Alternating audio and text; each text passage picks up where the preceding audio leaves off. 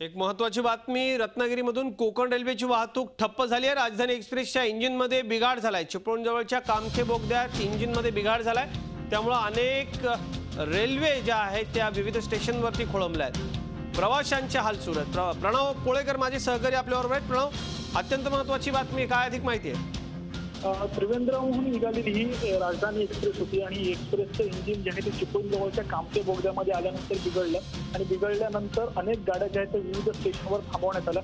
सुरुवातीला इंजिन दुरुस्त होईल असं वाटत होतं, मात्र आता इंजिनमध्ये मोठ्या प्रमाणात बिघाड असल्यामुळे जी रेल्वे जी आहे ती बोगद्यामध्ये बिघडल्यामुळे तिथे अनेक अडथळे जे आहेत ते दुरुस्त करण्यामध्ये येतात। त्यामुळे नवीन इंजिन मागून ही राजधानी एक्सप्रेसला पुढे ढकलण्याचं काम जे आहे ते करण्यात येणार आहे असं सांगण्यात येत आहे। त्यामुळे अनेक गाड्या ज्या आहेत त्या विविध स्टेशनवर खोळंबल्यात आणि प्रवाशांचे मोठ्या प्रमाणात हाल जे आहेत ते पाहायला मिळतात। अजित, धन्यवाद प्रणव या माहिती करता। स्थानिक ठिकाणी योग्य त्या सोयीसुविधा प्रवाशांना जोपर्यंत पर्यायी व्यवस्था होत नाही तोपर्यंत रेल्वे प्रशासनाने उपलब्ध करून द्यायला हव्या।